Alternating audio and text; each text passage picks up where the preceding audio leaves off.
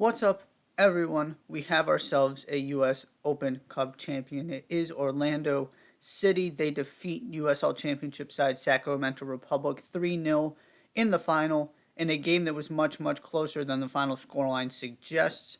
It was 0-0 until late on. Sacramento Republic were absolutely in this game, just didn't go their way in the end. Orlando opened the scoring, and then the floodgates kind of opened.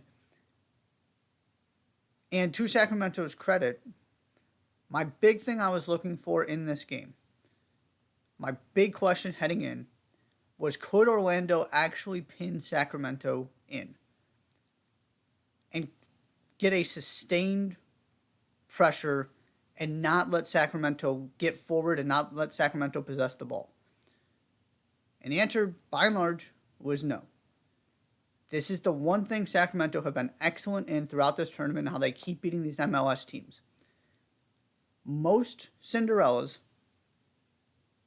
and sort of these, little engines that could have to rely on defensive heroics, being compact, giving the other team the ball, and just sort of hoping for the best and hoping their defense holds out. And it's a lot of just hoofing the ball up the field. You're not trying to look for opportunities. You're trying to hit teams on the counter. That is not Sacramento. Yes, Sacramento do some of those things.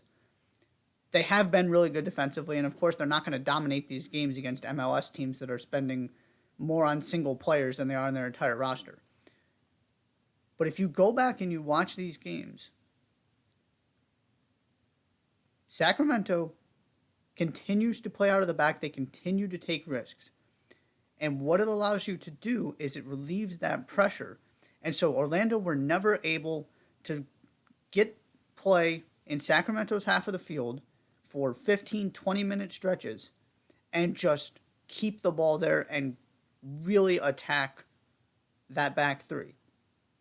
It took a substitution and a change of approach to even get the first goal.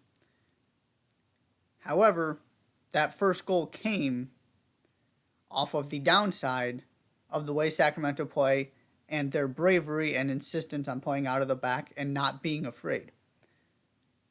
Because Dan Casey is trying to build from the back, makes a bad pass,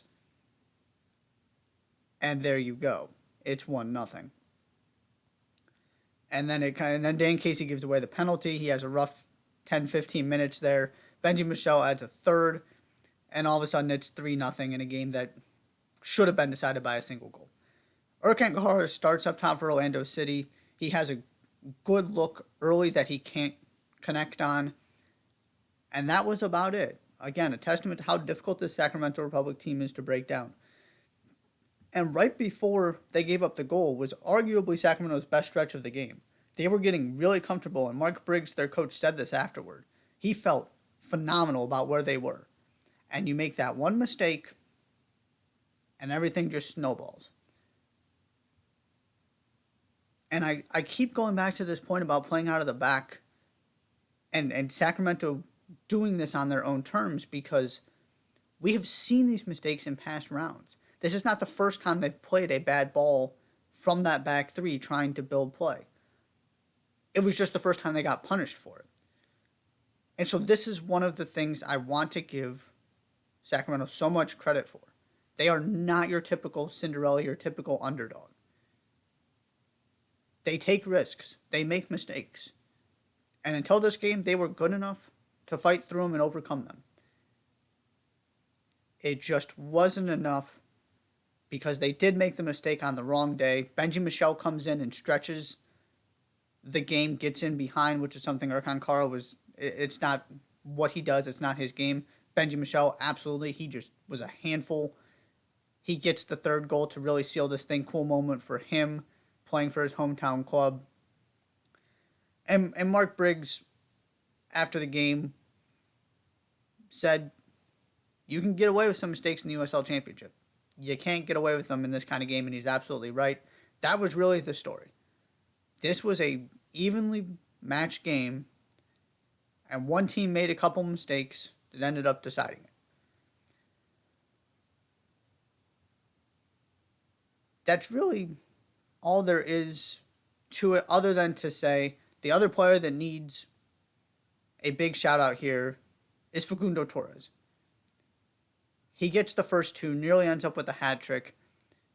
Orlando splashed all this money on him to bring him in to be a difference maker, and he was that in this game. He and Benji Michel, two most impactful players on the field. And Michel came off the bench, so you want to give a game MVP, it absolutely goes to Facundo Torres. And now for Orlando City. You've got your 4-game MLS winning streak. This is 5 in a row. You got a trophy. You're playing in the CONCACAF Champions League next season. And this is all coming right after I thought they were in huge trouble. I laid out all of my concerns and the fact that a month ago, the data told you they were way overachieving and nowhere near a top 5 team in the Eastern Conference. And Oscar Pereira even kind of alluded to this. He said, I want to give these players credit for kind of sticking through it and figuring things out this last month. He wasn't even trying to hide that things were going better than they probably should have been from a results standpoint. But all of a sudden it has clicked. You're getting what you paid for in Facundo Torres. And now they're comfortably in the playoffs. They have a trophy. And it is the perfect time to be getting into form. And this is a team that has a decent track record in tournaments. You go to MLS's back where they lost to Portland in the final. My interest is being piqued in what they can do in the MLS playoffs, assuming they finish out the season okay and get in there. Because this is quickly becoming a team you don't want to play. I've been waiting to see who is going to get hot heading into the playoffs. You expect it to be Seattle. You expect it to be Portland. And Portland's playing fairly well. The whole narrative surrounding Toronto, if they get in, that means they're going to be playing decent because they have to pick up all these points. You want no part of them in the first round. And that's not really happening. I thought Columbus might be that team, and they've been fine, but not spectacular. Somebody is going to be the red-hot team that might do a lot of damage in the playoffs. And I'm beginning to think Orlando is going to be that team. You add the bonus of this, plus what they're doing in MLS, and they are becoming a really, really intriguing proposition heading into the MLS playoffs. Final thing I want to say here on the spy situation, I'm calling it Cupgate. Mark Briggs didn't take the bait, to his credit, when he was asked about it after the game. And let's just be very clear. Whatever happens with that, and you can go read the different explanations, and Oscar Pereira said Orlando's going to cooperate with anything the Federation wants. That didn't decide this game. It made zero impact on this game. And Oscar Pereira essentially made the same point Marcelo Bielsa did, not in as extravagant a way. And it's a completely valid point, which is you have so much information on all of these teams now. Nobody needs to be spying, right? That was what Marcelo Bielsa was doing when he gave that incredible press conference where he detailed and showed all the PowerPoints. That was what he was trying to show you. I don't need somebody to go spy to get the information I need. I have access to everything I could possibly want. We'll see what happens. It's a bad look for Orlando. Got to get all the information to come out before you start drawing final conclusions on things. But that's not the story here. Now, if it becomes something, it's at least an asterisk or a side note. But this is about Orlando finally getting a trophy. This is about the massive turnaround Orlando's had over the past month or so. And this is about Sacramento Republic giving a terrific account of themselves all the way through the final, showing up, playing well, didn't go their way in the end. Just a couple bad moments decided the game.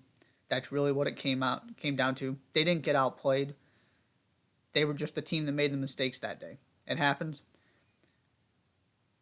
But props to USL Championship in Sacramento Republic. This was an awesome run to see. And I know I've mentioned it before, but I will forever appreciate this team because they do this differently. They don't come in there and try and just smash and grab and hit you on the counter. They do some things they probably shouldn't. But taking those risks allows them to have just enough possession and to relieve pressure and not let a team that is more talented impose their will and dominate a game from start to finish. You saw it time and time and time again. You do not get this far in a single elimination tournament by sheer luck. I will never believe a USL Championship team or any lower division team can get all the way to a final with the amount of money MLS teams are spending simply by sitting back, absorbing pressure, and kind of hoping for the best. It might get you a win, it might get you 2 upsets. But to get to a final, to do it against the Galaxy, against San Jose, against Kansas City, and almost do it against Orlando as well, you have to have something else in your arsenal. You got to be able to play a little bit. You got to take some risks. Mark Briggs, unapologetic. They were going to do this their way. They were going to win or lose on their terms. That is absolutely what happened. Bravo, Sacramento Republic. Congratulations, Orlando City, US Open Cup champions. That's all we've got for this video. Be sure to hit that subscribe button and check out all of the other content I've got going on YouTube as well as Substack and Medium. We'll see you next time.